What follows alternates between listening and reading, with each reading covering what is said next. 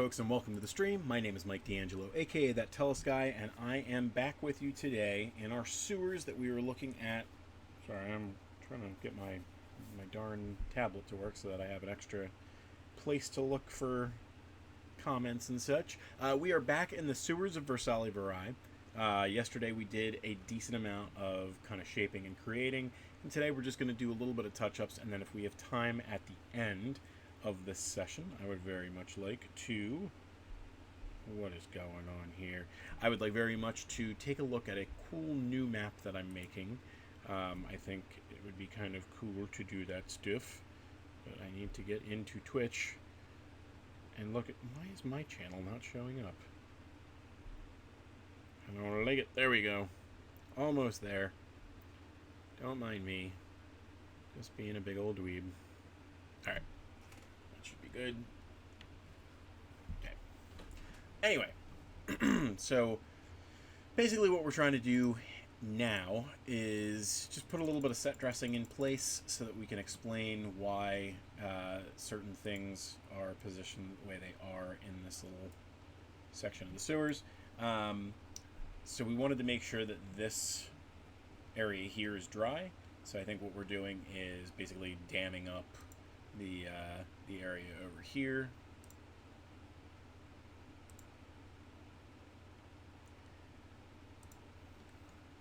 And making sure that we don't have too much space over here. That's right, I said space. Oh, you know what though? One little problem. I wasn't randomizing any of these stamps. And that looks kind of silly after a while. Alright. So, we don't want any of the fluid coming into here because we want this to be a straight battle. So what we're going to do is fill in some of the other gaps over here. I don't have to do a multi-click. I don't have to do a multi-click. I'll just do something like that. And maybe a little bit more up here as well. I am currently roasting in my office. It is, according to the fan back there, 90 degrees up here. And I can only deal with this kind of stuff for a little bit before my brain starts to deteriorate. So we'll see just how long I'm cognizant.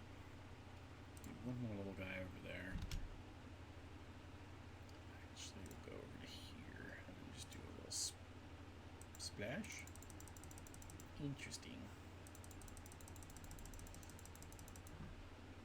Meh. I do not like it. I'm going to do it the other way.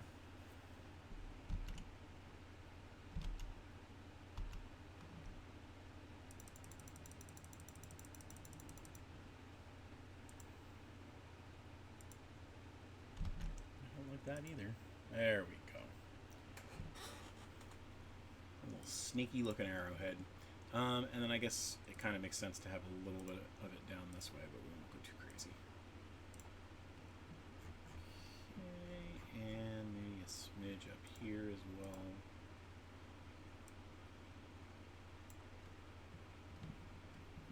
Alright, so you'll also notice that I put a little bit of slime in here because we were kind of, you know, made to go that route because of the slime that was up here. And I added a little creature that was caught in the slime and eaten away by some critters. But what we kind of need to do is figure out something here. We do have another kind of area where that was, and we have kind of debris and stuff like that. And speaking of that debris, let's actually grab that real quick because that'll be nice in some of these spots as well. So put that here. We'll make this kind of like precariously hang in there, and let's do some stuff here. We're going to get rid of the shadow because I don't want you to see anything underneath that, so let's go no shadow, no shadow. In fact, in this one, maybe both of these will kind of make it look like they're partially submerged as well. Let's see. They were randomizing the stamps. Let's do just some regular old wood and see if we can't find something that looks nice.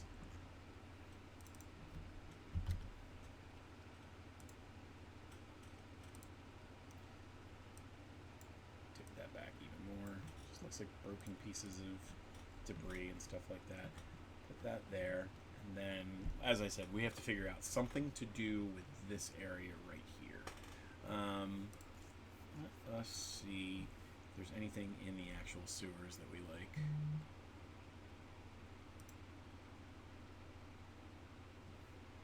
Come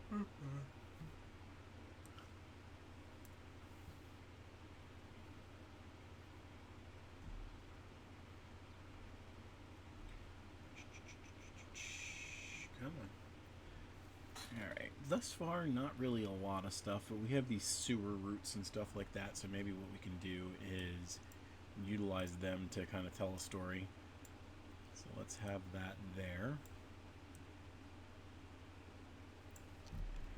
And I think the problem that we run into is the same problem that we had before. Nope, not too far.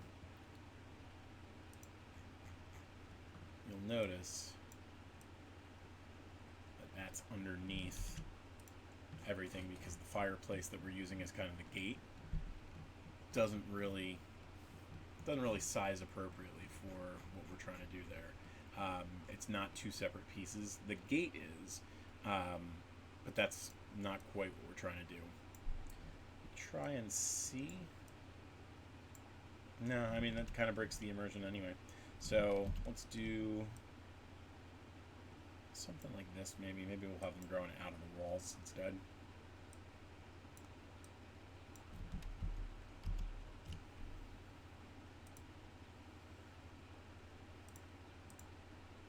There we go. Didn't realize that there was a big one. And we'll do one more over here.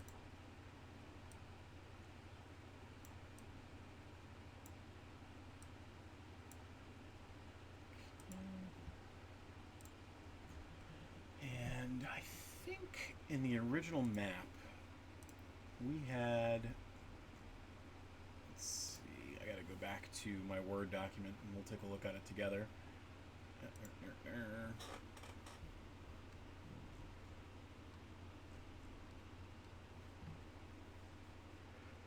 Excuse me. I'm really excited for when that fan says 89 instead. We've got two fans in this room right now. One of them is going over towards the window. It's not really a window fan, but I'm using it as such. In the meantime, let's do, since we're giving them the kind of turtles treatment, let's go up to Eastern while we're waiting for that thing to load anyway. Oh, come on, you. We'll get like a sitting table.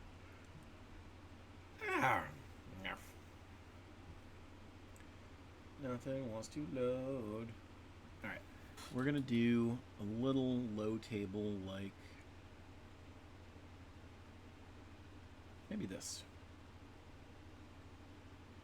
It's called a seat, but we're going to use it as a table.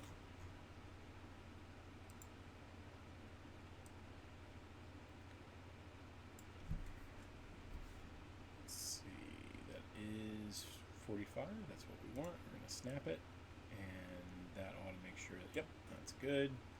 That makes sure that we have things positioned just the way we like it. And then let's see if we can't find a cushion. I know that there's a cushion somewhere, so I don't know why it's not saying anything. Pillow, perhaps? There we go. We want some gross pillows.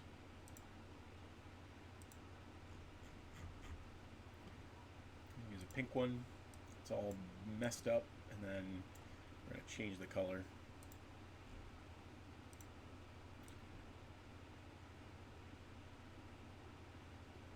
There we go. That's a nice color. 107. And then let's get some regular pillows. Ooh, I forgot. They've got multiple kinds. There we go. Poor little zombie pillows. Let's actually change the brightness a little bit. And maybe the contrast. Nah, contrast can stay. Oh no.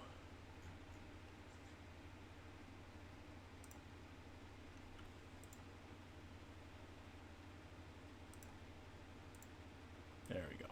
Now all of our little critters can eat here together. And let's do some rotten food again.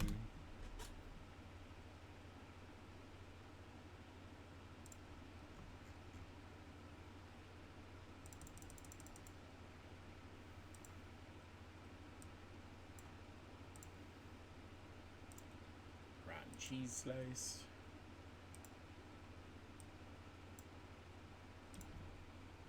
And let's just do a whole rotten chicken.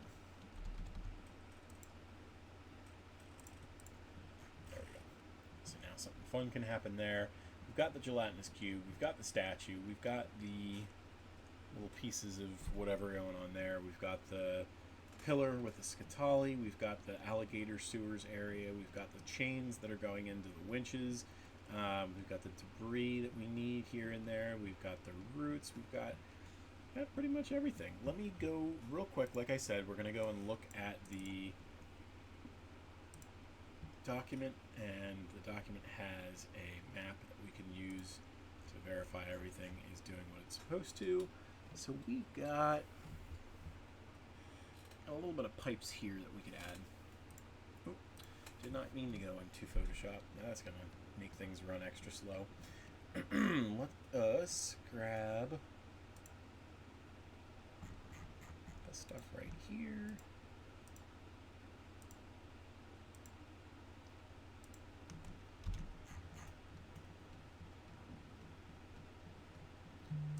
Throw that right where the gelatinous cube is. Oh no.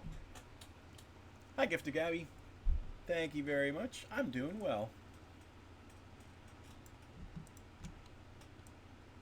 Alrighty, let's do this.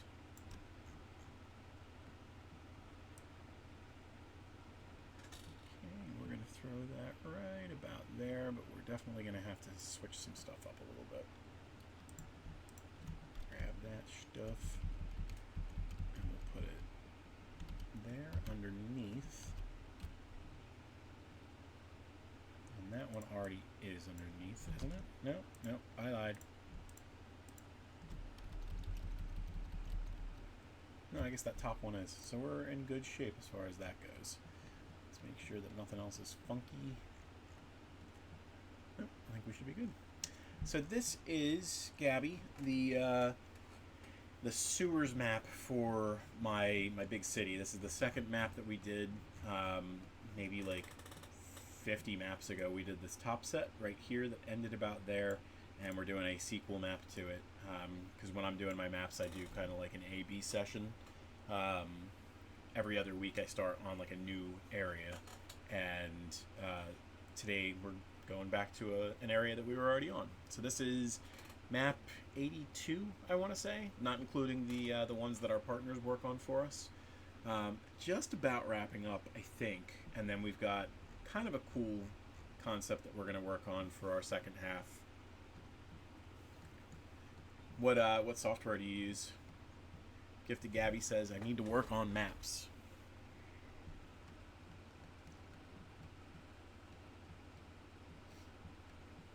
Alright, I'm just giving things one more once over. I think we're going to hit that fanfare button.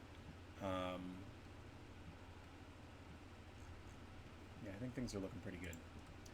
Let's do a save. Actually, before we hit save, maybe the fanfare makes sense beforehand. Fit on screen, and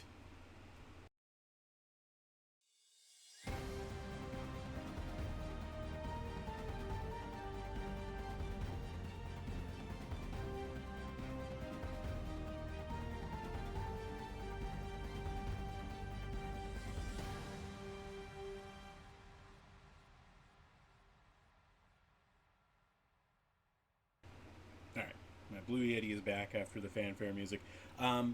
Huzzah! Misery says. So I should have saved while that was going on.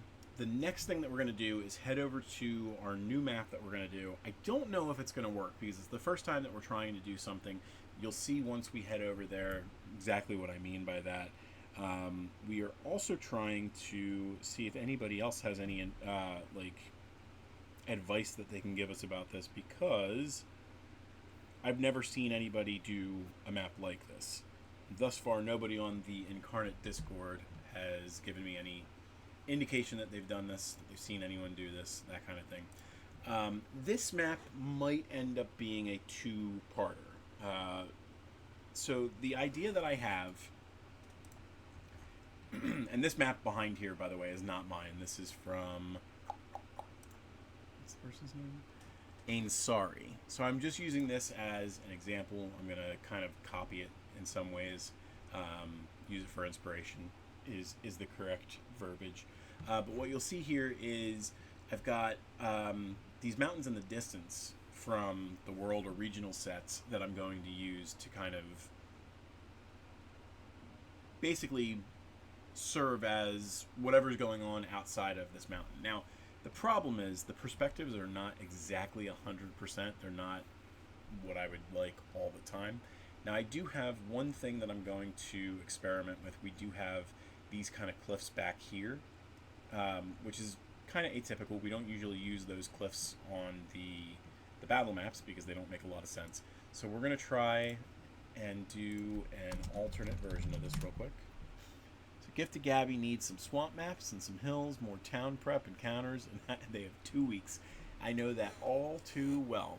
I am trying to think of, well, I'm sure you want to make your own maps. I'm here because I like to make maps too, so I'm not trying to sell you anything. What kind of software do you use? Do you use Inkarnate or something like that? All right, we're going to drop them off. We're going to get rid of those, and then let's try, actually, let's just subtract everything off of this real quick.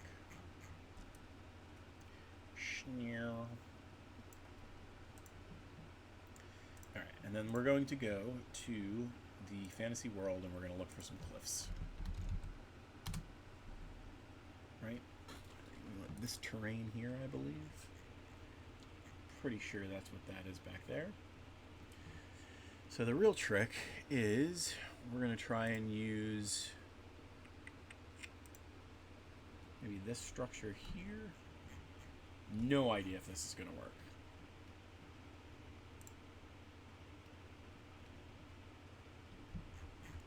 We're going to blow that the heck up.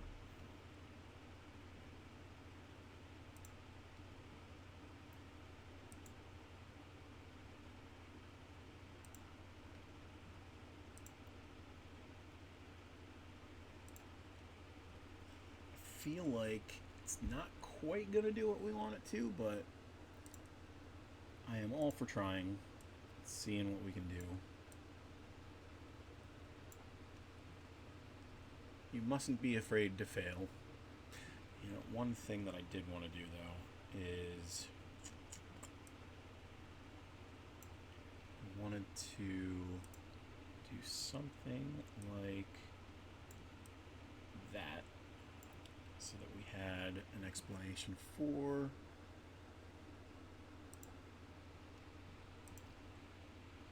a little bit further down when we have, well, that's a little bit too convenient. We'll do something like that. Sorry, my brain is melting up here. I wanted to have it so that when we go one map further down, there's an explanation for why there's an open gap. So, Gifted Gabby says, I hate making maps, can't afford Inkarnate, so I have to use my free painting software. I love watching others make maps, love a good map, hate making them. I don't think, so I have very little artistic ability myself. And if you would have told me 2 years ago, I guess, is how long I've been doing this, I would have told you that there's no way that I would have been doing something like this. But it's a fun little experience. I learn new things all the time. I'm still not a good map maker compared to a lot of the people who are on Inkarnate and things like that. But I feel like I'm improving a little bit day by day. My brother is really, really good, and I'm excited that he's getting back into his maps again.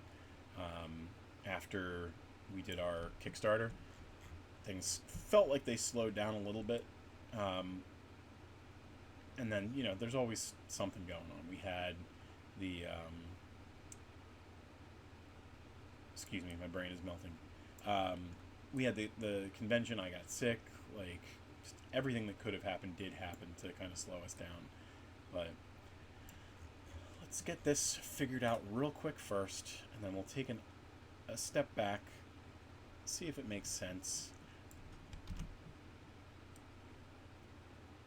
I think that, to your point, Gabby, Inkarnate is one of like the cheaper options that are out there. I mean, there is a free version, which is nice. You can do stuff without the pro version. It certainly has its limitations. But even when you are doing the pro version, it's pretty cheap. The one thing that I would say that I'd like to see is I'd very much like to see a version of it that is pay once and you get it forever. I've seen that in a lot of other like RPG and like writer friendly platforms. Like World Anvil is another one of the ones that I use, and they have made their product, you can do a one-time buy. And I really have to dive into that because I am one of the people who will have like the subscriber model forever, and it'll be cheaper the other way. Gift to Gabby says, I can paint, but I'm terrible at painting maps. See, I'm bad at it all. I am a not even a jack of all trades, but I'm a something of all trades, master of none. I do just a good enough job to make things work, and I think the thing that I might be good at is selling people on the idea once it's done and getting them to get on board. We had a very good time showing off just a few maps when we went to Fan Expo last week, 2 weeks, however long ago it was. But even I wasn't really prepared for how well the maps were going to do. And some of them were helped by the fact that Matt's maps were there as well. But I was called an idiot for not having our maps for sale that weekend. I was just trying to drive people's focus to like the Patreon and drive-through RPG and stuff like that. And they convinced me to part ways with my cloth maps that I had there. We have beautiful maps that we get with one of our printer partners. Ooh, ice cream truck. I usually don't have the window open, but like I said, it's kind of sweltering up here. We're doing whatever we can to bring it down a degree. Oh, it's 89! It's the fabled 89 degrees! Alright, so I think at this point we've kind of filled things in enough. I don't know necessarily that did... You know what? I think it might have done. It could have helped us to figure some stuff out a little bit. It looks a little bit nicer than it did before when it was the other style. Let's save and we'll do a comparison, because we do have both versions at this point. So what we can do is take a step out and then just kind of do an A/B test, and we can see what people think. So of course, in both cases, you need to move. I need to save this guy so it's out of the way. Show grid, hide grid, show grid, hide grid.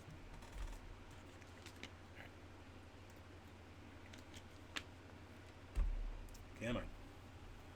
Alright, now these should both be at the front, so I should just be able to swap them back and forth. So this was the original version. It's a little high. Like, I think what I would do is maybe lower it down a little bit. And then our next map is here. So we've definitely got two different styles.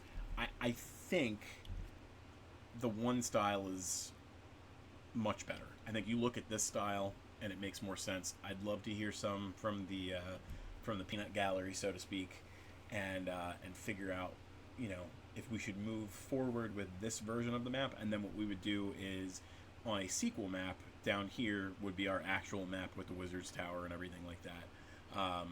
But this would be kind of like our vista, so to speak.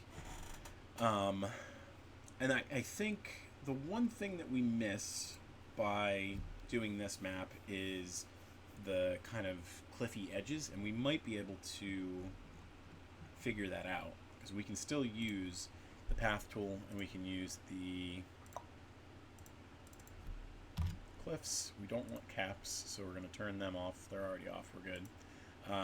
So let's do a little bit of this and see if things look a little cleaner when we do it, or if it makes it look messier. Because it's really just the shape that we're looking to kind of do. Then again, who really knows? Got a little bit of a mess right here that I can clean up. Let's do...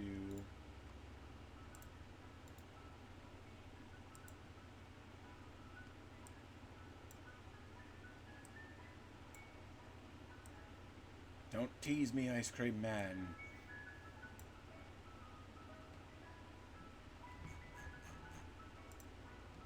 Yeah, I mean, one of the problems with this is we certainly lose a little bit of... There's an eloquence that we lose because of that stuff.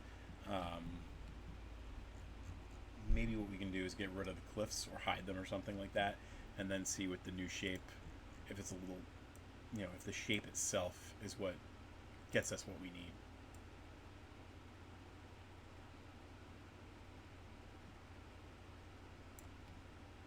Keep it going.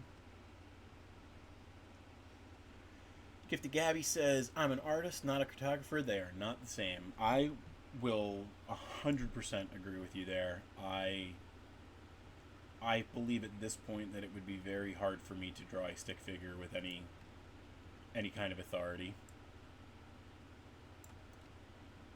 We're going to keep going up here.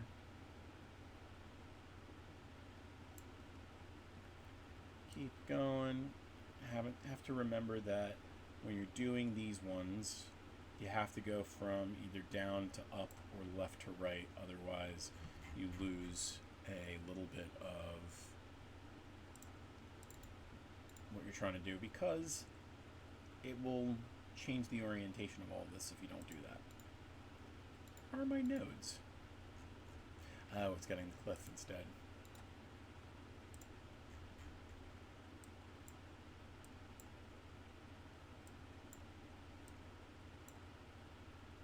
Maybe we'll add one, a little more there, and then smush that back. Alright. Take one more look. Let's hide those cliffs and then see if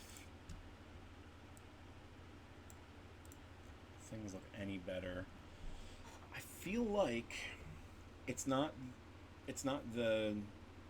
this that does it. It really is the this of it all. That looks better for some reason. It helps you to kind of sell the experience a little better. Now the problem is, I think these cliffs, the brown line doesn't quite look right. I might be able to... There we go.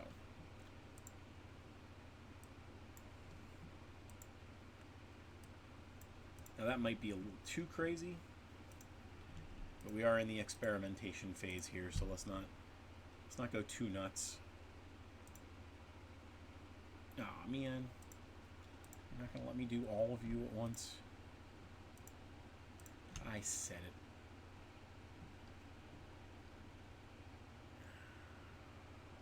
No, I don't want you. Get out of here.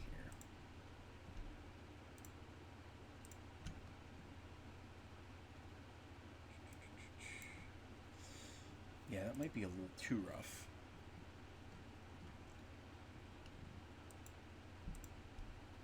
Maybe we can do a little bit of... Nope. Nope, nope, nope. That's a little too soft. I don't want to go straight brown. Let's try and get rid of the saturation.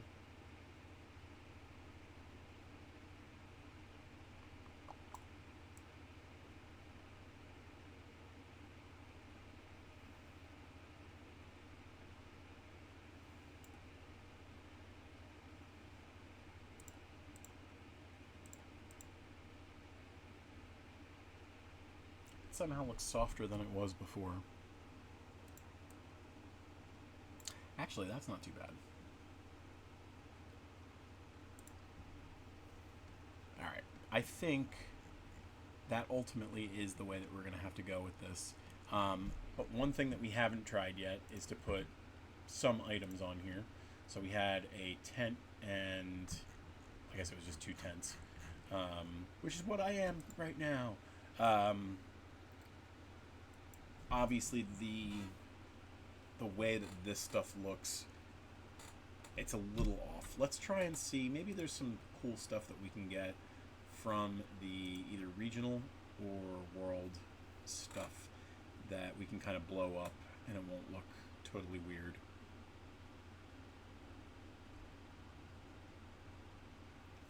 Let's see if we can't find a tent to throw up there.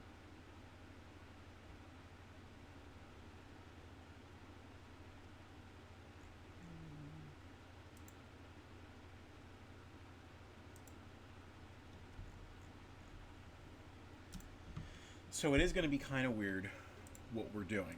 What we would end up doing is on the bottom of this map, actually we can do it right now. We're going to resize this.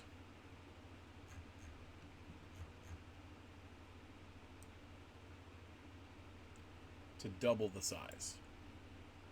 So we're going to snap it to the grid, make sure that everything is the right way. We're going to change the height to 40. Instead of the 20, we're doubling the size, the height. So what we should be able to do now, in theory, is continue along. And basically what we're doing is with that top, we're kind of angling it, and then with the bottom, we're going to just have it straight up and down, because you're not going to be able to see all the stuff in the back.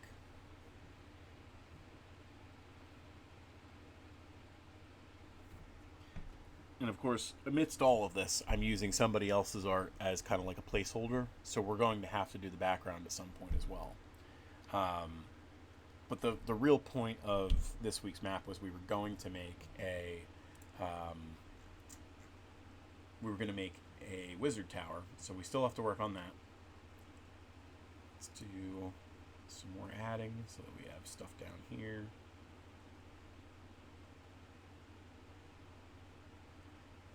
Fill that in and figure things out. So it is going to be a little bit strange having the two art styles kind of side by side. It's almost like if you think of the movie Inception, where the... Oh no, did I need that or no? I felt like I did? Yeah, I definitely did. It's just something's wonky. Yeah, because up there is where everything was. Sometimes Inkarnate is weird.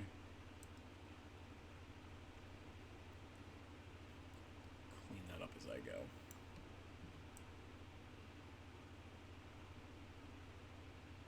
Alright, anyway. So what we would end up doing is folding it in. You fold it in. You'd have like this little kind of cliffy thing going down here. You'd have the left side of the wizard tower over here, the right side of the wizard tower over here, because we want it to be kind of like a sky bridge that connects like the main house to the tower on the higher cliff of the two, so to speak. Let's see what we can do about that real quick. So we're going to take what we have, plaster it all over, you jerk, plaster it all over the rest of this map, and then we're going to, I think, just stick with the regular cliffs that they have.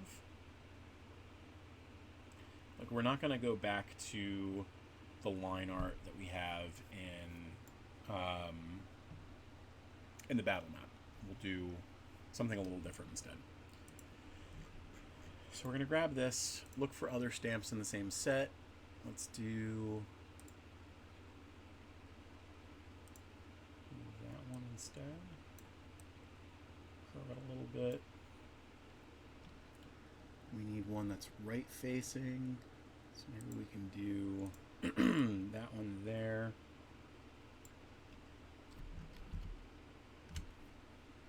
We lose a little bit of that because we have that schmutz right there, but we might be able to handle that with a clipping mask.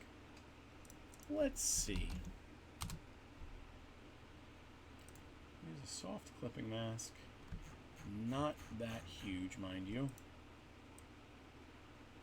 Yeah, so we can kind of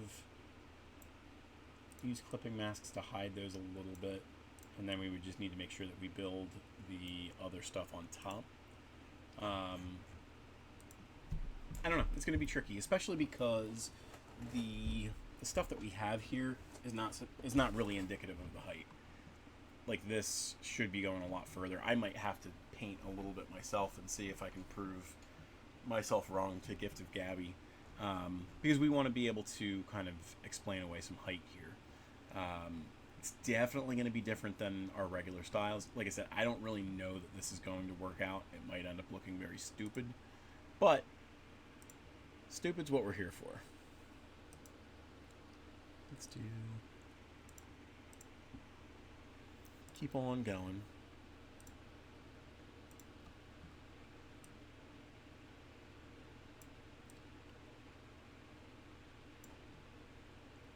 Oh.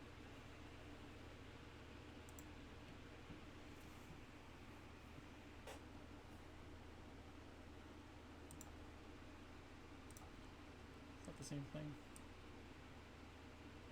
Yeah, it's a little different. But I feel like the farther away that we get, the harder it is to disguise the fact that it's not quite supposed to be that low. So we're going to adjust some things.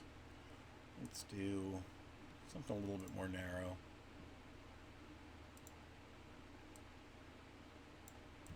Keep things going like that. And maybe over here, cut that back the other way.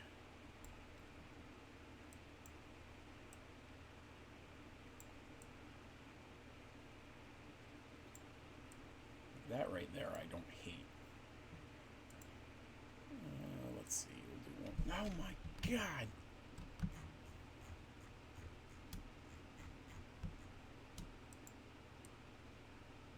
Okay, that's good.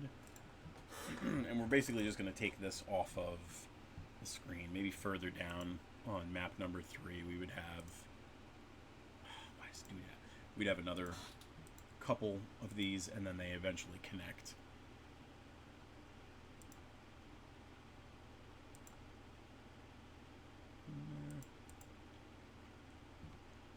I already have that one.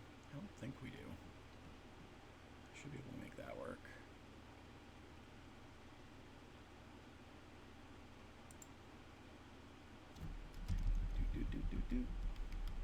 Okay, that looks good. And then we just have to, with one more over there, break down the right a smidge. Maybe something like that.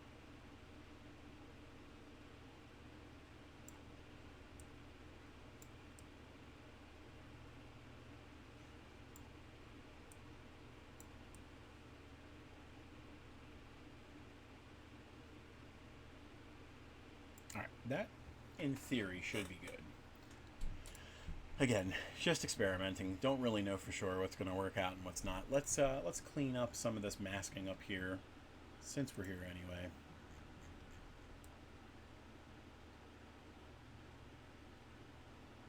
Oh, you know what? I didn't mean to do it with the edge brush. I meant to do it with the round brush, because this will leave me with a little bit more room to have a little bit more finesse.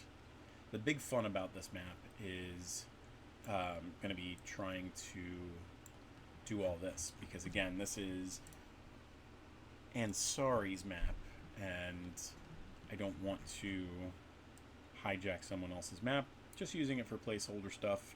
So I'm trying to figure out how they did, well, I know how they did such a good job. I have to find out later if I can pull it off, because this is only one part of the equation, is figuring out the foreground layer, seeing if we can make it work amongst all the other things. I think that we can do it. I don't know that it'll work as well as I wanted it to, but I think that it's going to work well enough where people are going to be surprised. They're going to like what they see. I guarantee it. Men's Warehouse. I think that at the end of the day, this will look nice enough where people will kind of suspend the disbelief that these two pieces don't necessarily work. The nice thing is they will work separately, and that's how the maps are going to be given out to people. You know, like, if I'm looking at this map and I just get the top half, I just get up here and we get the little bit of the foreground overlooking, you know, this beautiful vista, I might get it just because it's a cool looking mouse pad. But then to be able to link it up with another piece, that would be pretty cool. Now again, we might have to experiment a little bit, fix some things up. We might determine that we don't end up liking the top-down stamps on a map of this perspective. We will have to wait and see. So we're going to leave some of that stuff there. Although, what we're going to end up doing, I think, is getting rid of the mask effects anyway. And then that would help us blend things a little nicer. Oops.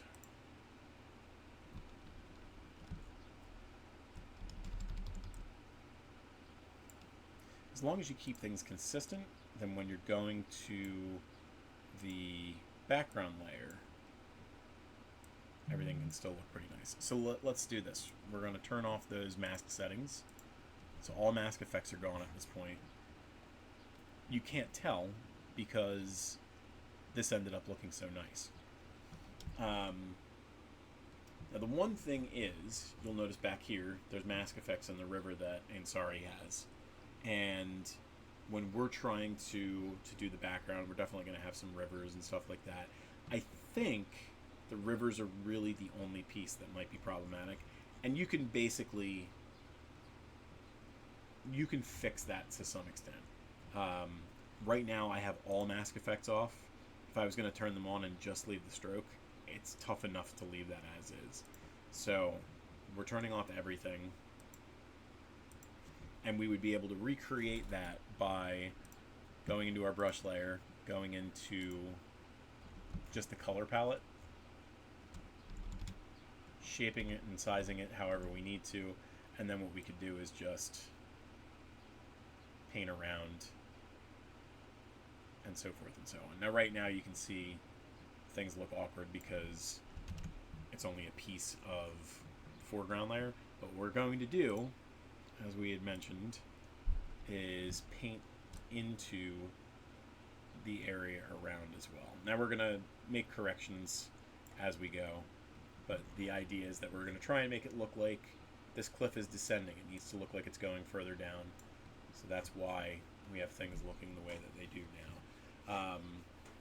And then what we have to do is, I think the plan is we're going to make an entire map out of this background and basically plaster it in as a stamp, flatten it to the background, because right now you can see all these, I mean, this was just taken from another source. I just took a picture, plastered it in, and it looks pretty good.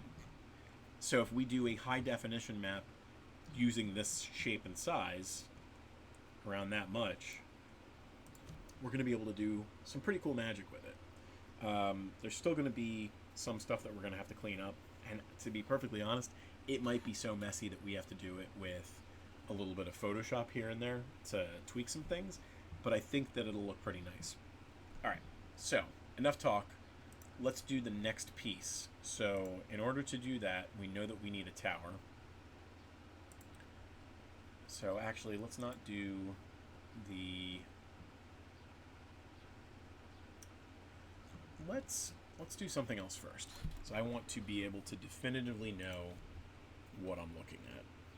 So let's go to our thrown in their content, and we're going to, do I need that? Do I have one that's just a color overlay? Yeah, I guess we're using this. Alright, let's snap this to the grid. hope that Inkarnate isn't going to be a total butt, which of course it is right now.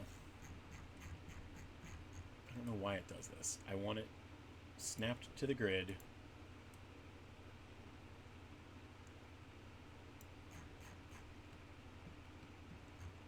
And then we'll snap it, and we're going to keep it going until it hits this corner. And that right there is pretty darn good. So let's lock that down. And basically what that means is everything below the pink is an area that we can use on this map. So let's change that so it doesn't completely deteriorate all the pretty that we've been looking at.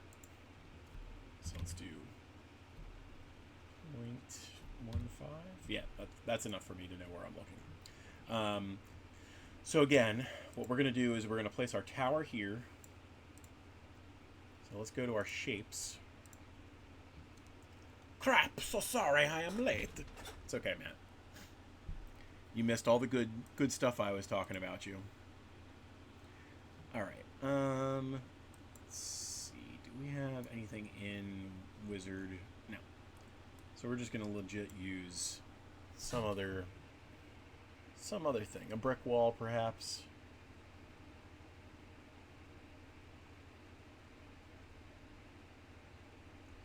Yeah, let's just keep it simple. So what we're going to do is we're snapping it to the grid.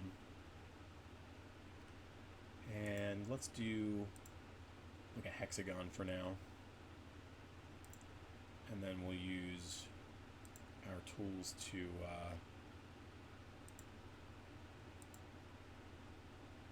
make them a little cleaner and turn it into a circle instead. Alright. So we got that right there. Didn't quite need it to be 100. 30 might be a little too small, to be perfectly honest. We'll see.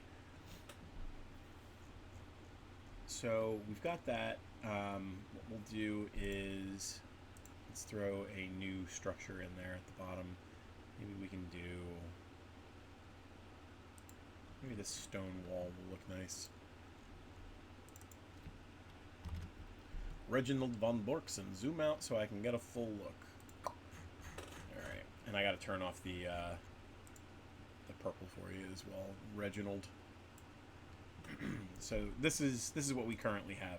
We tried with the regular cliffs that we had, and it didn't quite look right, and then I moved to the regional, or the world cliffs, and I felt like they worked better. The trick of it is, and I don't know if it's going to work, is you can see we're using the regional stamp here to kind of give the illusion that here, this is the edge of the cliff as it goes up, but then on the next map down, because you can see we are doing a double at this point, the stamps are going to be top down like they normally are. So it is going to require a little bit of suspension of disbelief. But I do have a feeling that we'll be able to make it work, or at least have people kind of suspend their disbelief enough for this to do the trick. So let's go back into this little area over here. I'm going to pop the grid back on. Reginald says, I can def see what you're going for, and this looks so cool with so much potential. I hope that it works. I do really like the idea. Nobody else who I was talking to on the Inkarnate Discord seemed to, well, at least so far, didn't seem to be able to figure it out.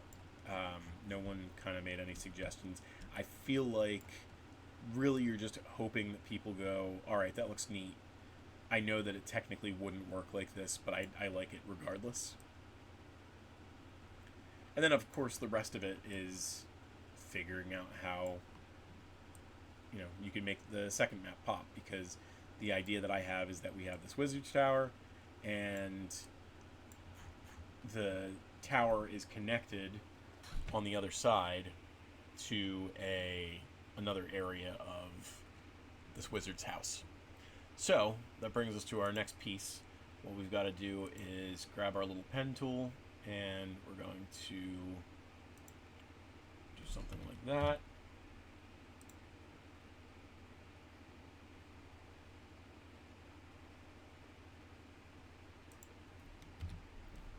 And you can see these are going through the cliffs, which is kind of not what I want. So we're going to bump the layers up. And let's try and see if we have the skywalk do what it's doing now. But we'll have it kind of cut over. I feel like you kind of lose a little bit of the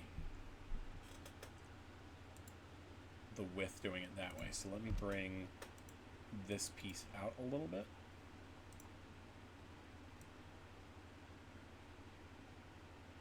Maybe there works. Actually, I can do this a fairly easy way. So let's do another one from here to here. Throw that down. And then we can move it over. And we can see, yeah, technically right there should have been good. But the problem is it goes out to that far. So it is going to be a little bit strange the way that we're building this. This is fine for now.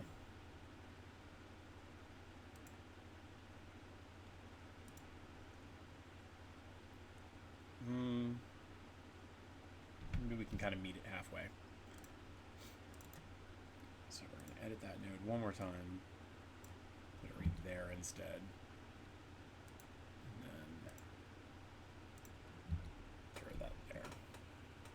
Kind of weird. I think I like it. So then the shtick has got to be that we need the rest of this guy's house. So I think we're going to do something a little bit simple. I'm very bad at doing houses.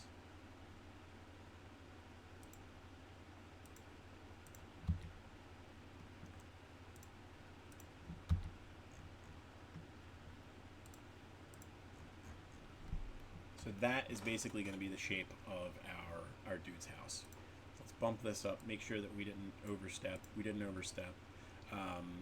So then we have to, tomorrow on the stream, figure out one of two things. We can go in one of two directions.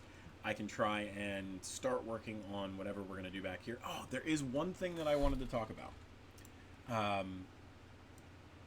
So did a little bit of research because I was looking at actual mountains to try and get like a good concept of what I would do when it came time to making this all work. So you can see right here, Ainsari has done a really good job with this perspective map. Really fantastic job. Really very little notes. But when I was looking at the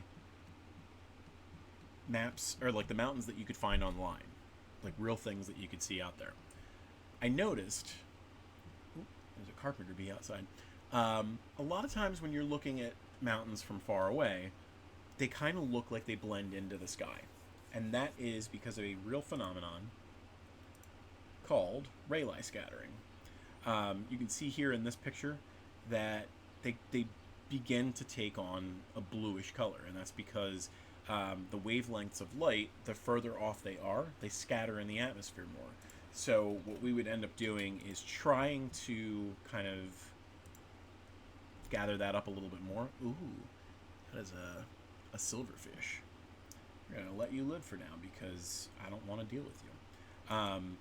So I think that's on our background layer. Yep, certainly on our background layer. What we would have to do is kind of, we already did it a little bit. I might do it a little bit more. Maybe we can drop it to like 25. Right now I'm just using a water effect, but I was using like an actual blue color. But this water doesn't really look terrible. So you would do something like that.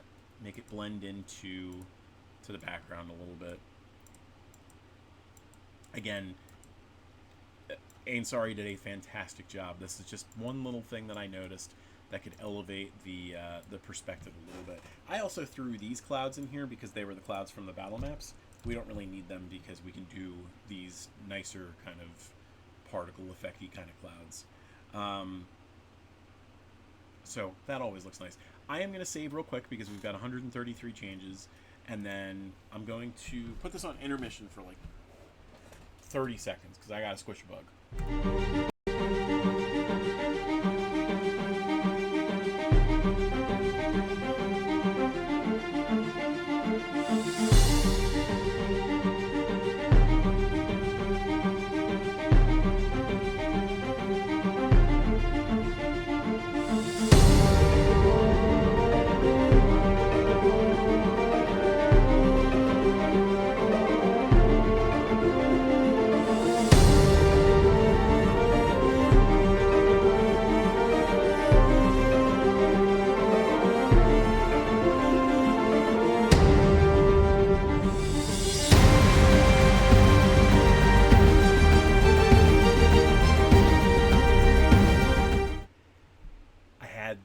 The lights off for most of the stream just because I'm it's like almost like a superstition, like, oh, if you have the lights on it gets hotter.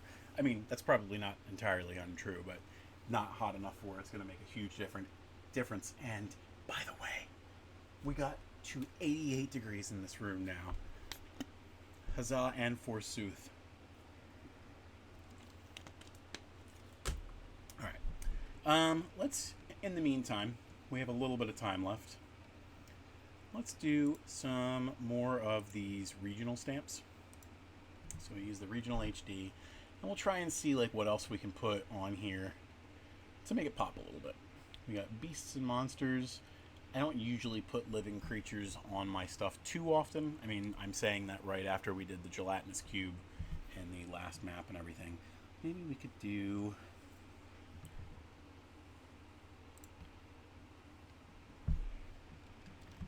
dragon off in the distance. I think people would appreciate a dragon. And I like red dragons as much as the next, but maybe we could do an HSBC and change them to green. There we go. And we would probably manipulate the shadows a little bit. Obviously, we're just playing around at this point. Let's see what else we got. We did our tents, we got our mountains and stuff like that in the background. We're not going to really put any big buildings or anything. Hey, a wizard's tower. If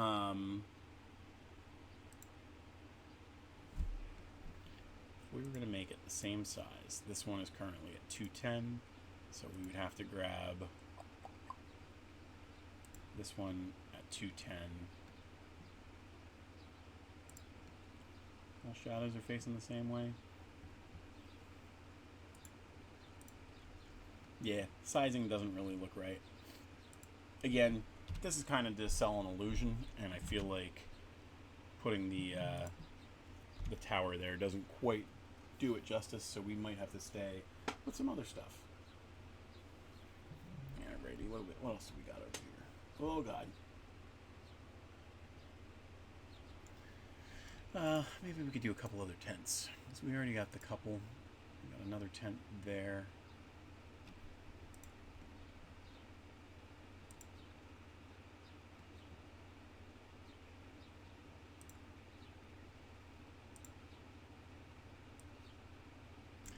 That is the one tough thing about isometric work.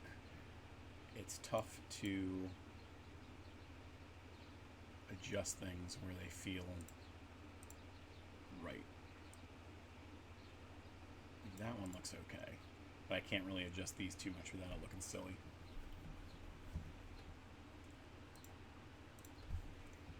Let's see, do we have a campfire?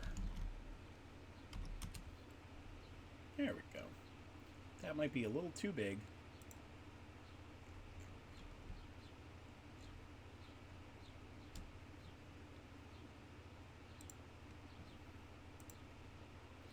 But we'll play with it anyway.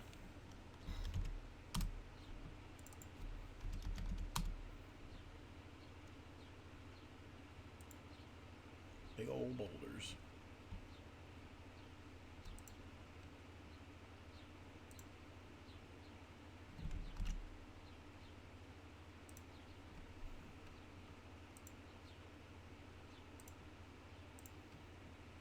I don't usually get to play in the regional set too much because I'm usually doing the battle maps. And when I wasn't doing the battle maps, I was doing the giant world maps that I brought over into World Anvils. So this is kind of nice to be able to play with some different sets for once. A little closer, bring that up, bring that a little closer. Kind of looks like a face.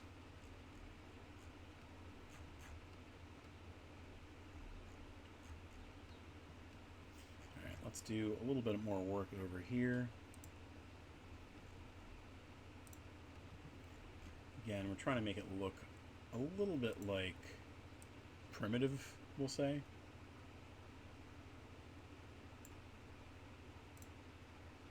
Oh, needed to be all in the foreground. Ah, drat.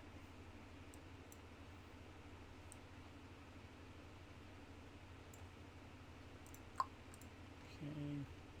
Now, obviously, this wizard's going to have something a little nicer looking than this.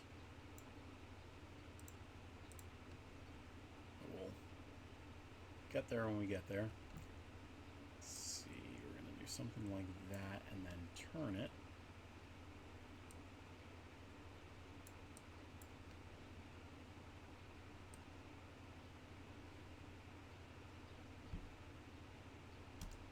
Nope, don't want to play nice, that's fine. Okay. Keep going.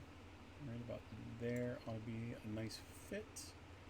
Go scooch it a little bit. Make sure we catch any of that. And next up, what we got to do is go back to our mask. And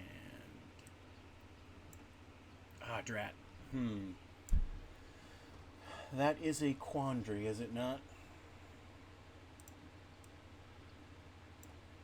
Yeah, that stamp is still going to be on top. But what we should be able to do, come back to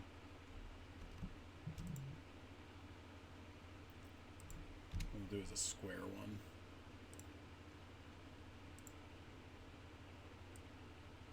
Oh God.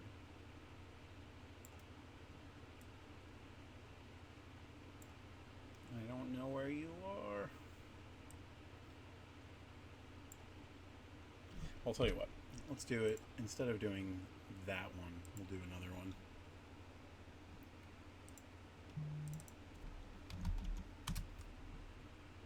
We're going to do the hard edge. It'll help a lot better identifying where we're playing with things. We're going to zoom it in, and we have to have a little bit more finesse when this one comes out because we don't want to mess up our walls. We might be able to figure that out, however. Here we go. Easy peasy. We bump this up. Now we can put the mask anywhere we want without having to worry about any of that stuff. Now we're probably going to have to double up the mask and do 2x2. Maybe even a third one.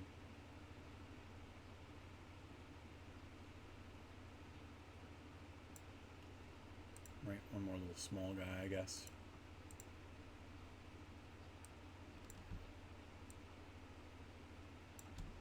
Now the problem is we either have to put something above the layer that the clipping masks are on, or we need to avoid the clipping masks when we're going into this room.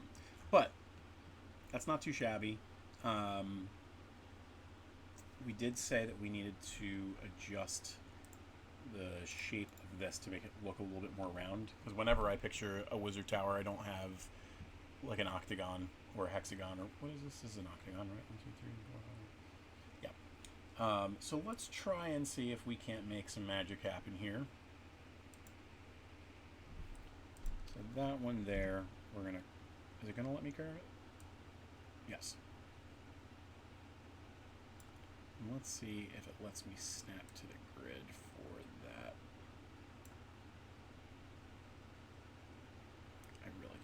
this is going to work, but we're going to give it a try.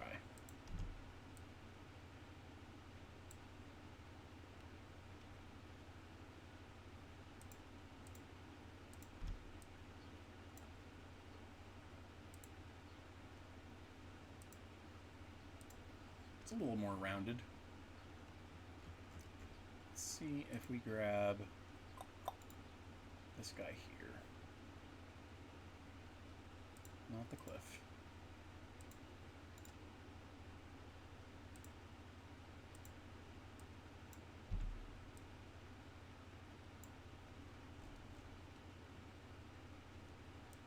Yeah, not quite what I want to do there.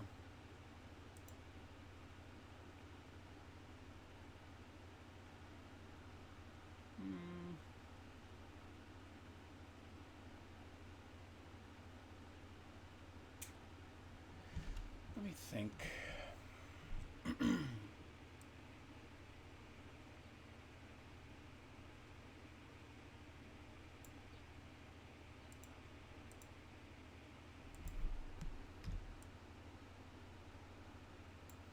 Nope, that just looks silly.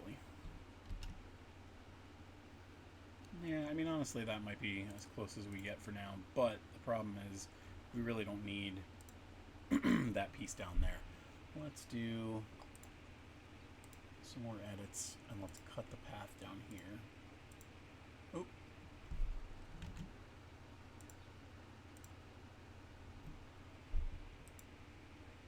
So not your traditional straight, you know, not straight, but smooth, round stuff that we have there. But I think it does the trick.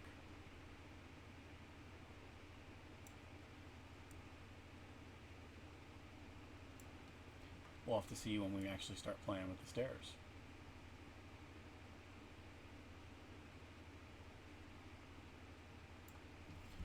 Well, I figure maybe now is the time to start doing that.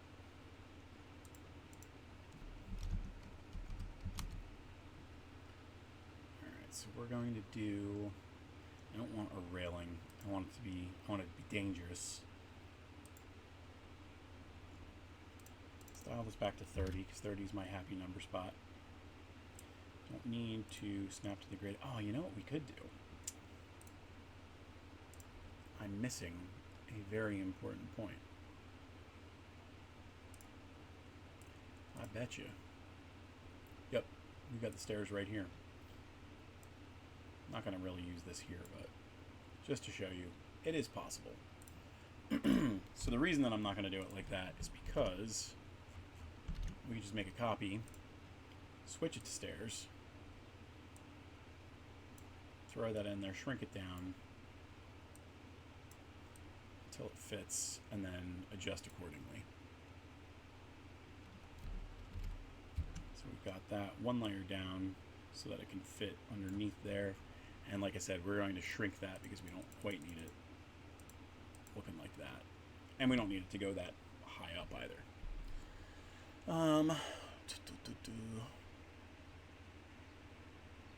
Let's go one down because I like keeping things on the 5. First things first, let's bump that up over there, and then what we're going to do from here is edit the nodes so that they're a little bit better spaced. I actually think that we're going to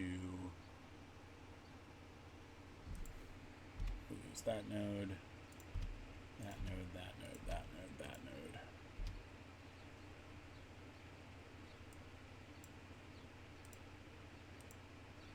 I was a little too eager. I think right there is a good stopping point. And what we'll do is marry that idea over here by having it start the same way. So maybe we do bump it up a little bit more.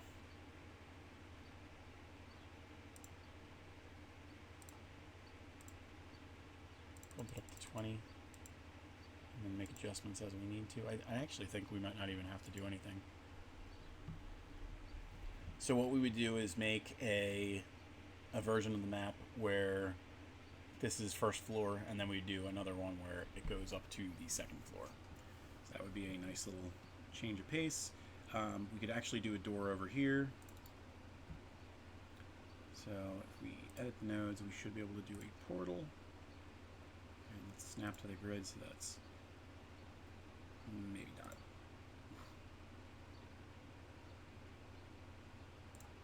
Something like right there, and that is where we would put our door.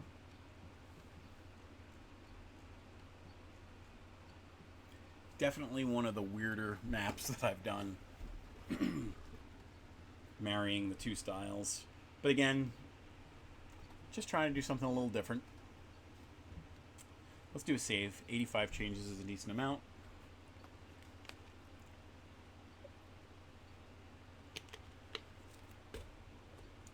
Out of water.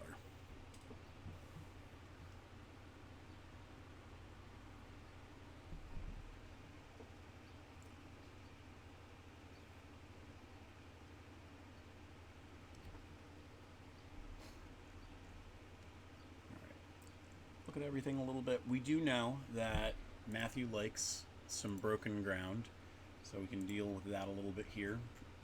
Step away from doing the work on the tower itself and maybe do a little bit of work here. Let's move that down to 30.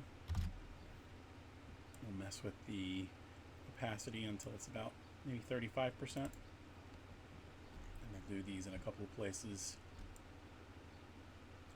Am I in the right area? Yeah, I'm in the right area. Maybe 33 is a little too conservative.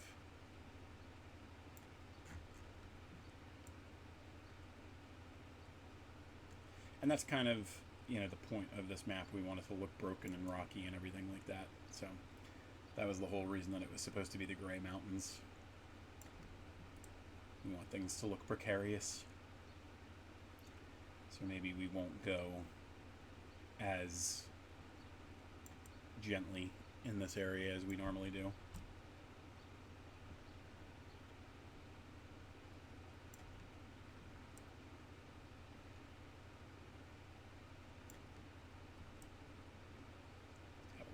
Everywhere, and we're gonna end up covering it up with rocks and stuff like that too, so we can kind of be liberal with what we're doing here.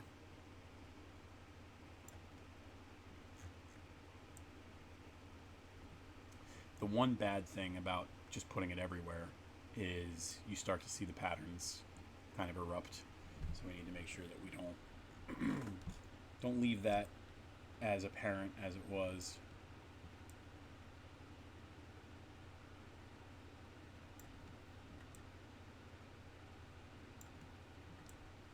It is kind of cool bringing this into the perspective style that we have here, where you're seeing it on, you know, like this kind of vantage point.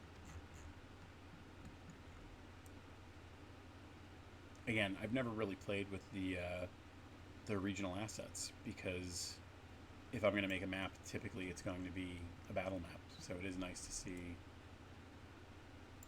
this style and kind of lean into it a little bit more. I think what we'll do is try and keep the door to this be over here as well.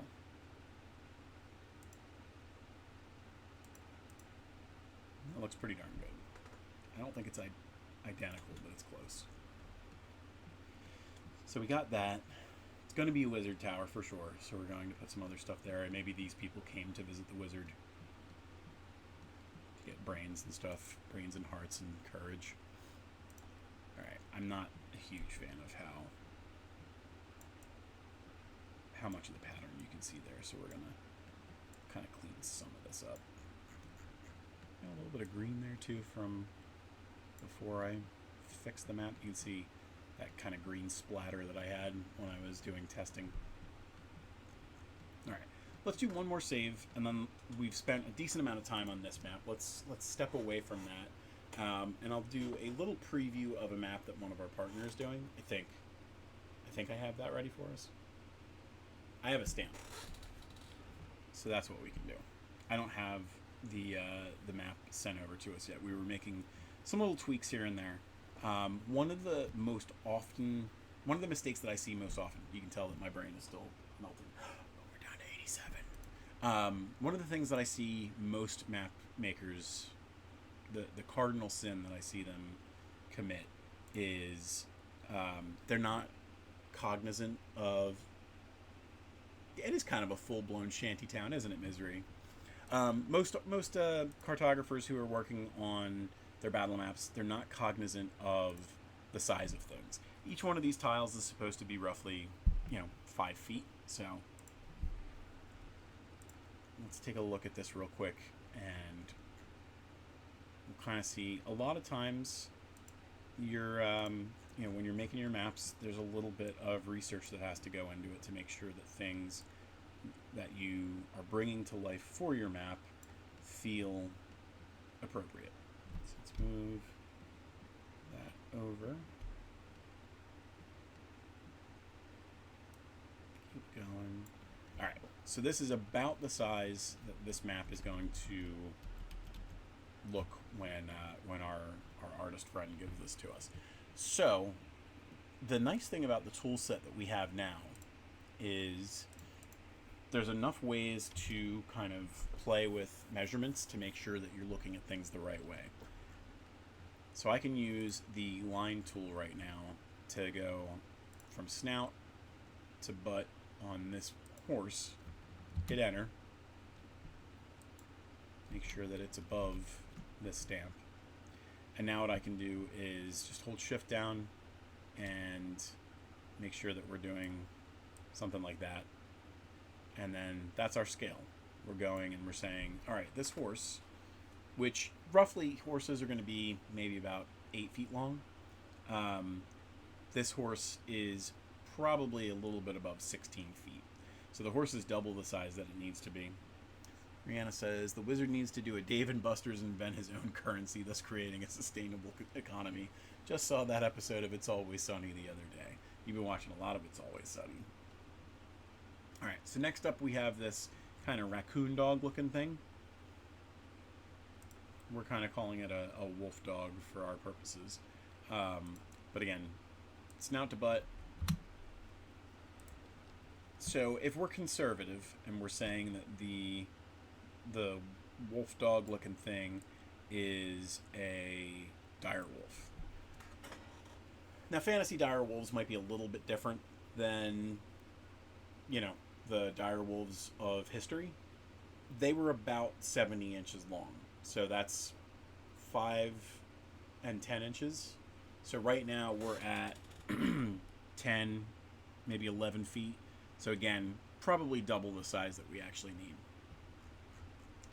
As far as most of the things on this map, and the artist and I talked, so I don't mean any disrespect when I talk about this as a learning experience, because I've certainly done this as well.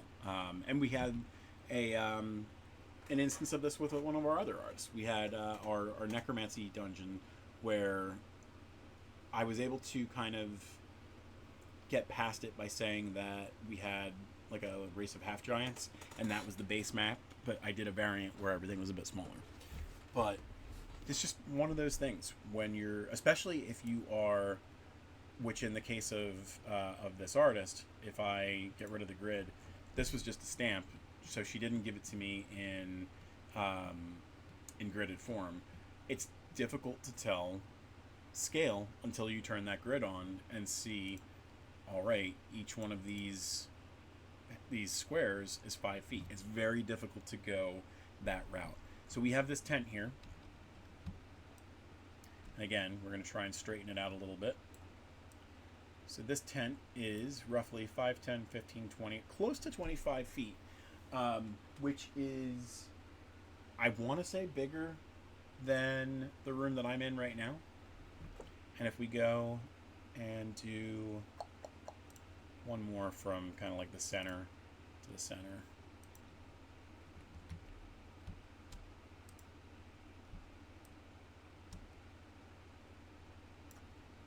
Right, a little bit less. So that's our shape right now. Let's grab both of them and spin it around. Oh God.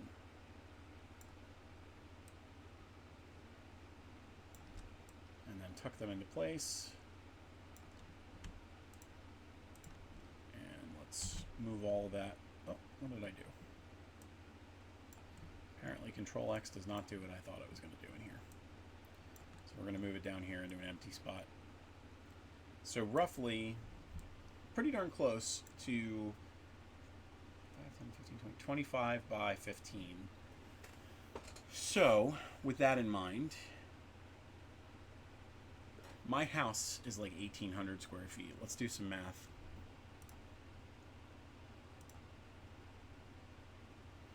Come on, calculator app. I believe in you.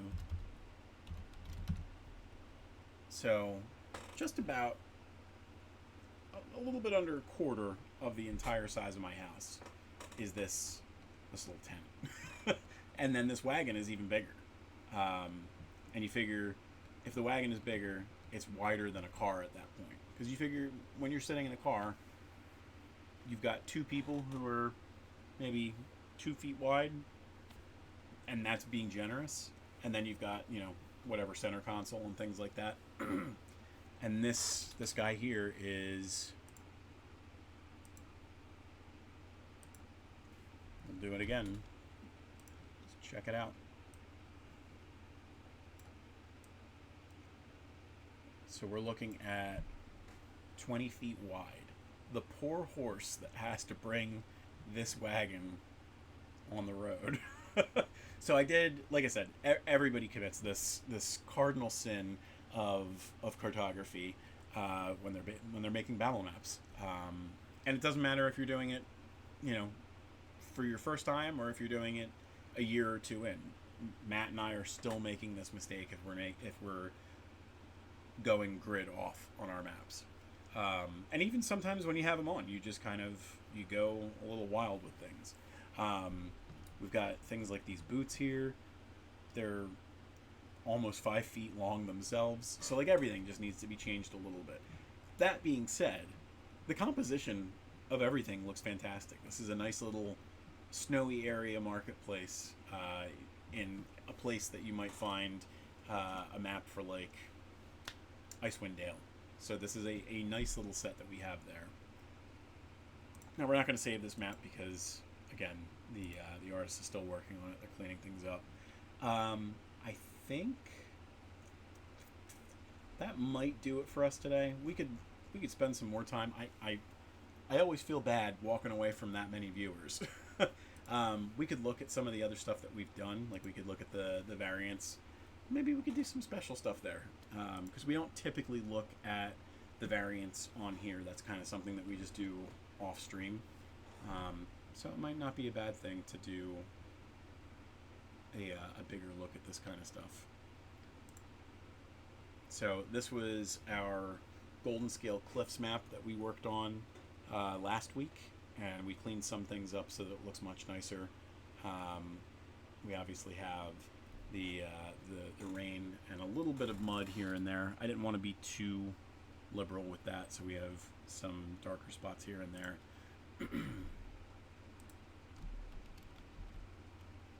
We just have a version where the flowers were substituted instead of the giant tree. And what did I do that adjustment for? Oh, you know what it was? There was a piece of, like down here, there was a piece of background that kind of bled in. Hello there, Nerdy Sakura. You showed up just in time. Let's see, we did something here too, and I can't remember what it was. But this was a whole other variant floor that we made for Patreon. Because everywhere else in the... yeah, I was going to... I mean, typically I only run for an hour, but I got 10 viewers right now, and I feel silly leaving all that. So I'm just chatting at this point. Showing off some of the old creations.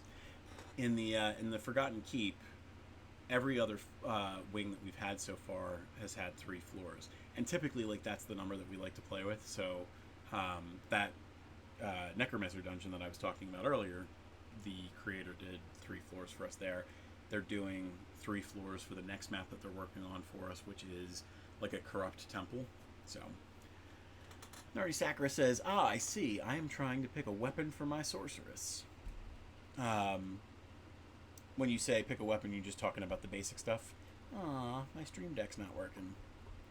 It's boiling just like me.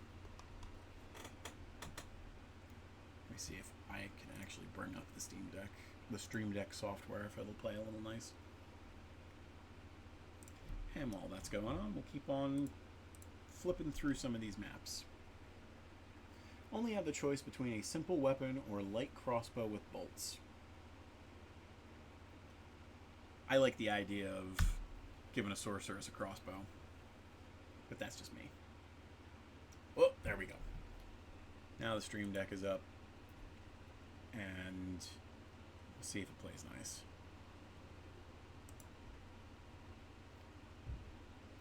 Tell me something scary, Nerdy Sakura. There we go. So that was that Necromancer dungeon that I was talking about. And earlier I had said that the size of things was a little suspect. You can see that these graves are 10 feet long. The sarcophagus is really big. The bodies over there on the left side are very big. So what we did was I made a version of this where we've got smaller bodies. It just felt a little bit more natural, felt a little bit more normal, and we were able to preserve the original vision by saying, hey, there's something else going on. Hey, what's going on, Fantastica? We're just going through some maps because we're at the hind end of our stream today, so we're looking at some of the maps that we've either got from our partners or that we've designed ourselves. One of the things that I do with my partner maps is I work with them to create additional variants whenever we're putting things together on Patreon or DTRPG. We like to add some variants to the mix.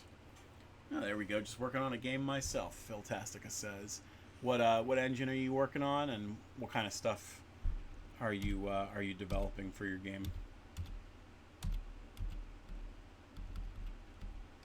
There we go. Now we're on the Hallian Roost. A couple of variants there. And we've got our Coastal Storm, our Grave. So one thing that I do right, I feel like, are these coastal maps. And the shame of it is, if I'm going south, I'm losing the coast. We've got our Forest Shrine map. Why did I go back to the jungle? I think I was trying to get something for Matt because this was falling apart. The shrine looking real nice with our little lightning bugs going around. Fantastic is working on Pathfinder First Edition. Personally, right now, I'm just reskinning monsters and making small adjustments. I mean, honestly, that's the nature of homebrew and everything like that. You know, I'm very lax when it comes to everything tabletop. I'm trying to make it fun first, and then worry about the mechanics afterwards. So if you're using, I mean, even if you're reskinning a monster that's completely different from what you're trying to make it into, like you can use something that's completely off-brand, but you're just working on trying to bring over the parameters of the creature.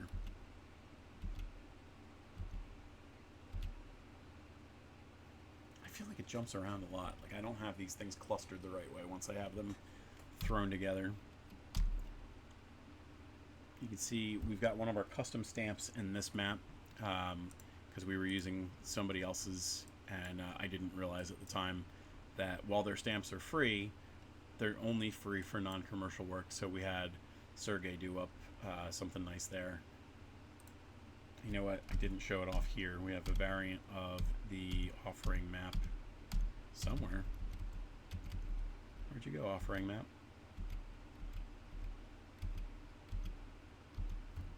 Alright. I gotta find this map, otherwise it's going to drive me insane. Oh, that's right.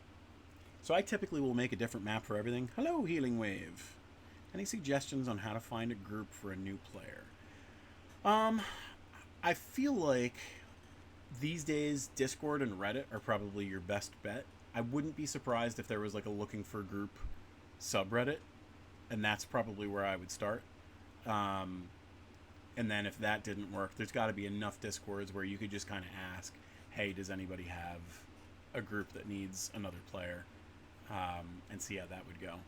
And Philtastic has said, like, the final encounter with 2 tigers are just an ancient ice dragon with invisibility, and one is just a blood lion that has ferocity. But they're just 2 tigers. So like you said, or like I was saying, you just ended up basically renaming them and using their talents in some other interesting ways. So usually I have a separate map for each of my variants. But what I did here was... Oh, God.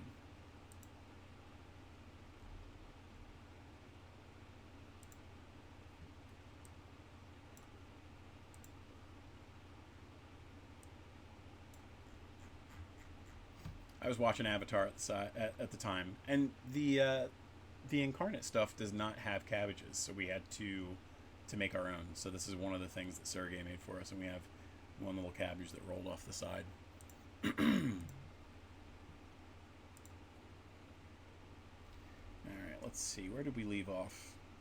We looked at the pond. Let's look at the Siphanidil Citadel entrance, because this one looks really nice, I think. And we spent a decent amount of time here, and while we are looking at these maps, I feel like it's time to show them off a little bit more again. So we had these nice little lifts that we kind of were inspired to build by another creator. And then we blurred out some of the area below. And we have these little statues in the background. This was one of my favorite maps to make. It was a lot of work, and at the time, it was one of our highest stamp counts, I think. It might have been top 3. And then, well, at the time, I guess it might have been number 2. And then we just did that. We can actually look at it right now. We did the Golden Skill Cliffs, and on top of this having its own custom stamp, which was really nice, all this stuff on the ground below, way, way, way down there, ended up bringing our, well, and the flowers. The flowers were a big contributor to it as well. But we ended up doing something like, it was close to 6,000 stamps on this map. It was a lot of work, but I think it turned out really nice. It's definitely different than most of our other maps, so it was nice to be able to do something like that. Let's keep it going. Got some other maps to look at.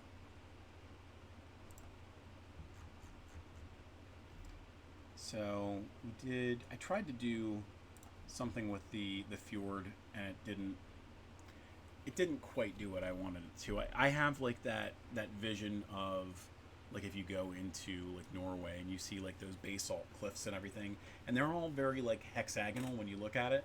I just have not quite been able to capture what I've been trying to do there with Inkarnate. I come close, but I'm not quite sure how to capture it the right way. Someday I will figure it out, but it will not be this day. We got the Graveyard Fissure map that we were working on. A little bit of Zelda influence. We've got the little stairway down into whatever's under here. That's always fun.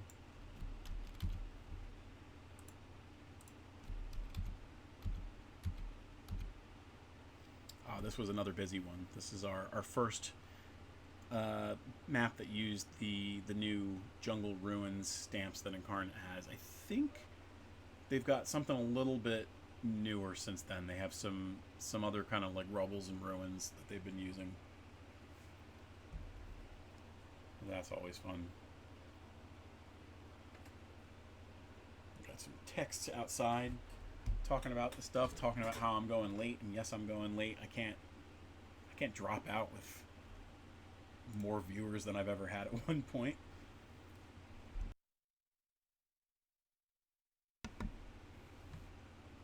Oh, here we go. I think either Rhianna or Matt had told me that they wanted me to do a wildfire. So this turned out pretty nice, I thought, and then Matt made the suggestion to make some kind of shield. So we did it around this one tree that has, I think, some bumblebees, maybe? You can't even tell. That's how committed I am to this stuff. I should be committed. Okay, we already looked at with those pawn things. I think, yep, that's the old version that's no longer up on Patreon. You can see the original stamp that I took from Forgotten Adventures, I believe. And we've got the sinkhole stuff. One south. Here was another good one. This was our watchtower map. This is our siege variant. Another busy one, but made infinitely easier because of the use of the new line and shape tools. All right, we're starting to descend into our previous 50 maps at this point, I think. Flowering Hydra, Cupid, I think. Maybe Cupid was... Oof, so many of these maze ones that we made. Hidden Harbor Tavern. So all these that you're seeing right now are going to be part of our next 50 maps Kickstarter that we run later this year. This is, I think, where we get to the stuff that that was part of that last campaign. I'll tell you what, we were looking at this right here. We got the boom shrooms. While we're here, let me go to my Patreon real quick,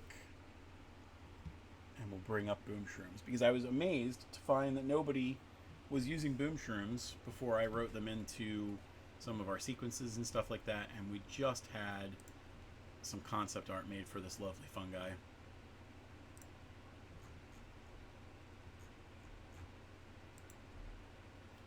me bring this over. So that is how our artist Stephen Belshaw conceptualizes boom shrooms looking. Very pleased with how he put that together. A fun little addition to whatever lore you're playing with, especially if you've got something like the Underdark or the Everdark or things like that. We got that. I think we are starting to get into that last set of maps. I'm going to keep it going. Let's head over to our drive-through RPG, and we can see what kind of stuff you can get there.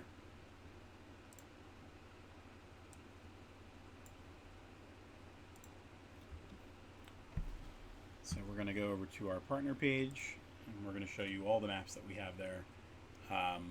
While we have the 50 maps that you can get on Kickstarter, technically, you can't get the price quite as good here, but $29.91 is not bad, and we'll certainly be running sales. Actually, we've got a nice 3-day weekend coming up, so that might be a good time to be putting some of our maps on sale. But yes, we have... How many do we have? I feel like they changed 92 items. So, and that's not including the sewer map that we just wrapped up today.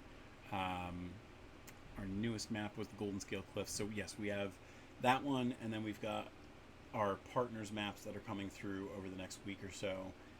So we will be at 100 probably by the end of June. And Matt has been working on multiple versions of his maps. It is, I would say, almost a sure thing that we hit 100 by the end of June.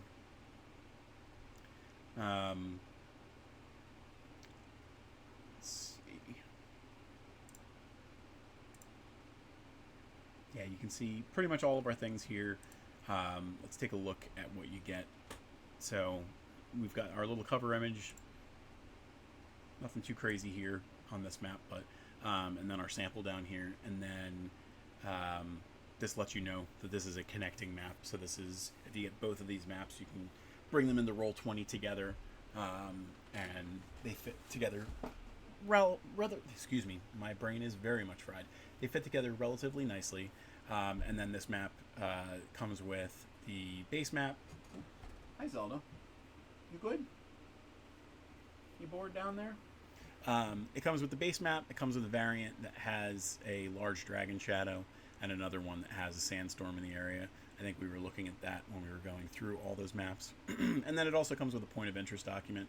Some of these maps also, I need to spend a little bit of time. The first 50 maps that we worked on, 55 even, I think, Matt was doing some really cool bonus scenes for these maps, and they really make them pop. We'll take a look at that on Patreon as well. We don't need to see the Rayleigh effect anymore. We already showed off the map over there, so let's head back to Santa's house. While I'm going back through Patreon real quick.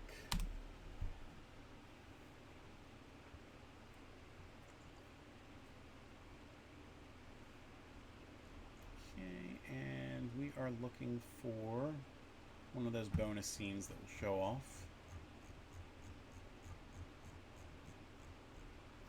So here is an example of one of our bonus scenes. So the Jungle Temple was the second or third map that I did. Just waiting for it to load. Patreon doesn't like me, evidently.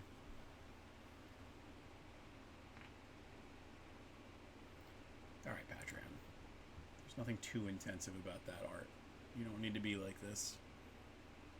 There we go. Aw, man. Why you being like this, Patreon?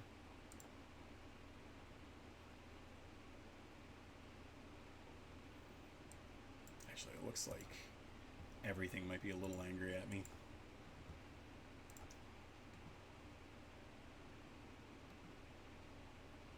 Alright, almost there.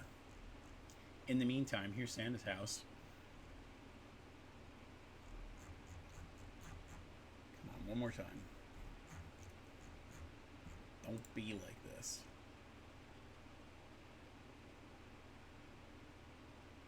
You know what? There's a back alleyway that I can do this.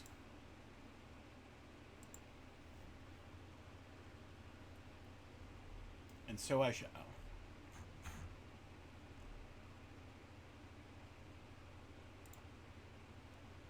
There we go. I knew if I scared my computer into thinking that I was going to go a different way with things, it was going to comply. So, just an example of what we do. We've got that map there, and then let's head back and I'll actually show you the original map.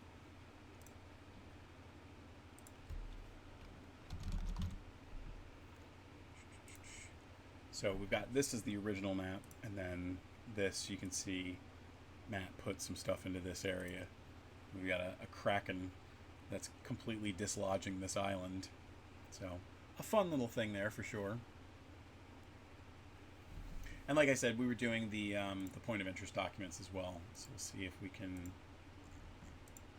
take a look at those. Things like that. So if you are trying to run your game with one of our maps, we try to set you up with as much content as we can give you. Sometimes it's nice for a GM to just kind of look at the stuff that they see and decide based on that, I'm going to just kind of use intuition. But sometimes there's such small details on our maps that it's nice to have a document like this. And a lot of times when we're selling the map, we explain everything, all the points of interest, because I certainly try to make at least 4 points of interest in any of our outdoor maps. And even when I'm looking at one of Matt's, and Matt makes his a lot more, naturalistic, I try to figure out what the points of interest could be. To that end, I try to always make sure that there's 4 points of interest when I'm making these documents, and when I'm quote-unquote selling the maps. So it is always nice to do stuff like that. I'll tell you what, let's do the next step. We'll head over to World Anvil. Where is World Anvil? It's been a long time.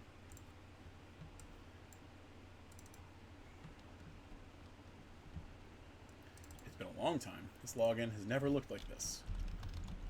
Let's see. I think this is my...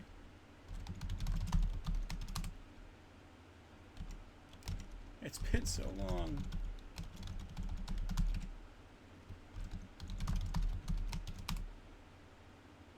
Oh no.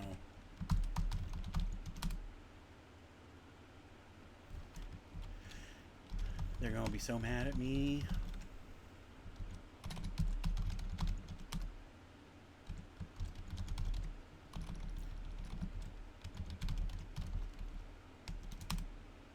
Right. All right. We're going to give up on World Anvil. I can't get in there. You know what? I keep on making these excuses because my brain is melting. I don't have to be on the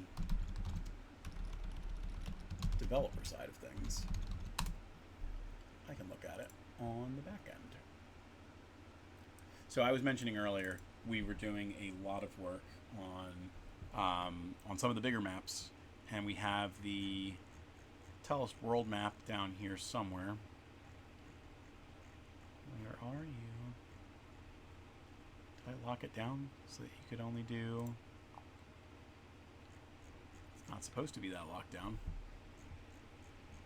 Well, in any case, you can see all the rest of the maps here. It was supposed to be a version of the map that you'd be able to get, but I suppose I locked that down for certain level patrons.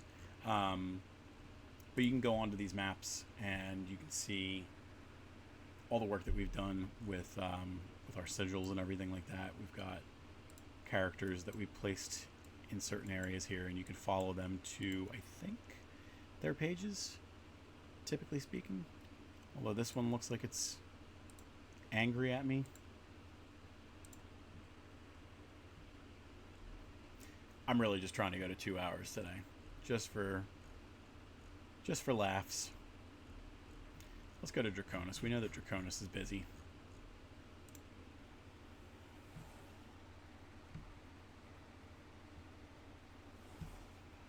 So here is all the cities that we have. These are sigils that Francois Just made for us, in tandem with my help sketching things out. And Rihanna has done a decent job giving us some good examples to work with here too. And we've got our characters are locked away on this one.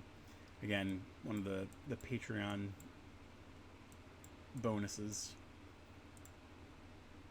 Some of these have not been updated. I am a bad creator. I feel like some of these... Okay, I was going to say. Most of these are supposed to have that band across the top. Now, so the next step that I have to do is whenever I'm making one of these maps, what I need to do is... And when I'm saying these maps, I'm talking about the battle maps now. I need to integrate them into these world maps somehow. So, like, I know we've got a couple of Siphenadil maps.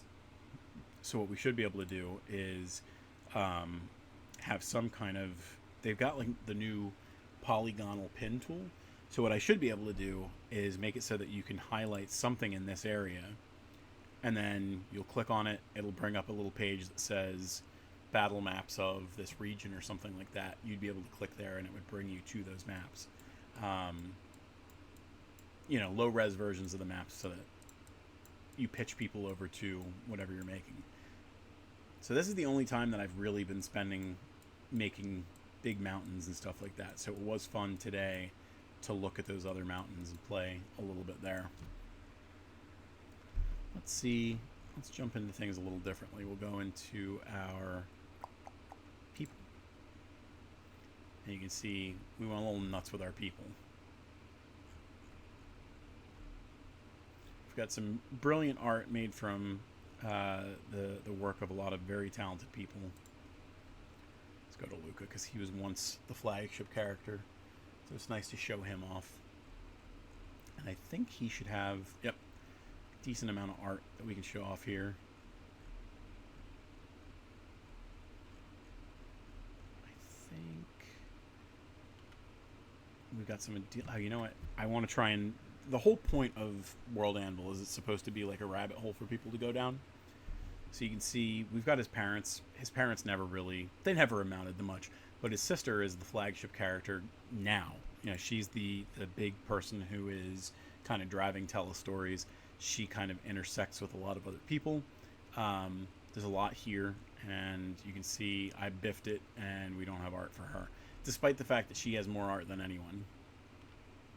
Let's take a step back out, and we'll look at some of our other characters, our other peoples. So Alicia should have a decent amount. She's got a lot of art too. And of course I just have the one. Well done, me. Let's see. Who else did I have a lot of art for? There we go. We got a decent amount for Azura. So we've got art from Lee June. This was Hosier / Skentz. He is doing splash art for League of Legends now. And we've got Barn Swallow, who has since done another version of Azura that looks spectacular. That's available, I think, on mousepads in our Etsy store. Let's see, we've got a couple of pieces of art of David. We've got, this was Red Pear. She was one of my original artists. She has since retired, and she is a lawyer in Malaysia. This is Dennis Kessel's version of David, which you can see up here is our quintessential version of David at this point. And we've got another Hosier version, and this is our Silky Noir version. You can see in a lot of the more recent art, we have the Atalatha Phoenix showing on the attire. Let's see if we have much of Dirk. There we go. Got a couple of Hosier pieces, I think. Yep, 1 and 3 are pieces that Hosier made for us. And we've got, this was a combination of Dennis Van Kessel and Warren Zuen Lee. This is one of the coolest pictures that we've ever got. And then we've got a Morpheus and Luigi IX, or the 9th, or whatever. Kelvin should have a decent amount. I biffed it.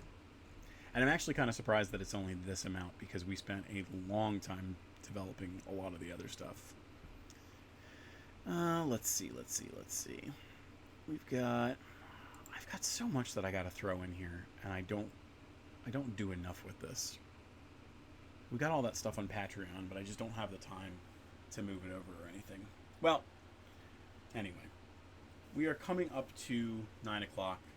We exhausted as much energy as I had with the battle maps, but we are just chatting at this point. Let's head over to our show closing page. As much as I don't want to say goodbye to all my new people, it's getting to be that time. It is still, we're down to 85 degrees in this room now. But still, my brain is mush. Folks, on the screen right now, you should see all the places that you can find Tellest content out there on the internet. Or at least most of them. As you can see, World Anvil's not on here. I biffed it. Tellest.com is a great place to start. That will bring you over to... Rihanna says, I will owe you a chocolate milk in the morning. Tellest.com is a great place to start. That will bring you to just about every one of our other projects. Anytime that we have something new, it goes up there. And you can also find a lot of good stories from other artists and creators that we support there, because their content ends up promoted on Tellest a lot. So head over there if you want to kind of find your new fantasy hub. After that, if you want to find some premium content, patreon.com/Tellest is where you can find our battle maps in digital form. We, on at least once a week, try and get some kind of battle map content out. And by that, I mean a new battle map. But in addition to that, we also have point of interest documents, those bonus scenes, all that kind of good stuff. You can get high-res, gridded and non-gridded versions of our maps. You can get variants. There's a lot that we do. We pretty much changed everything about our Patreon to be tabletop forward, versus we used to have it be very specific to the Tellest art. You can still find Tellest art there on Tuesdays and Thursdays, and you get them way ahead of the Tellest website. We are probably like 2 years out from when the website is going to have things up, because the website only does things once a week, and Patreon we do things twice a week for the art. If you want to find some physical premium goods, you want to go to tellest.etsy.com. That is where you can find physical versions of our battle maps, beautiful 20 by 40 inch neoprene mats that were selling like hotcakes at the convention 2 weeks ago. We're going to be doing a lot more of that for the rest of the conventions that we're going to go to this year. In addition to that, you can find some other tabletop games, because we have a game, Quantum Quest, that my brother and I put out 5 or 6 years ago. My books are on there. You can find the Tellest art book. You can find beautiful posters, and you can also find Rihanna's one-of-a-kind handcrafted magic wands. You can also find her wands on TikTok.com/@WeirdWitchWands. She shows off whenever she's done with those wands and kind of puts together like a vignette of the wands. They look really nice. The other TikTok channel that you want to go to is tiktok.com/@talesofTellest. We had, trying to see if she's still up here. We had one doggy visitor today. Zelda came up and stiffed around for a little bit and decided it was still way too hot up here, so she went downstairs. But you get to see all their shenanigans on tiktok.com/@talesofTellest. The last two places that I'm going to bring your attention to are the places that you can find us online. youtube.com/@worldoftellest is where you can find our content after Twitch kind of kicks us off the platform after the 21 days or whatever it is. But if you want to see us live, if you want to chat with us, twitch.tv/thattellestguy is currently the only place to do that. We appreciate all the chats we get. Today was a really good show, which is why we were on for close to 2 hours. I had a very good time, which is why I mean this when I say I miss you.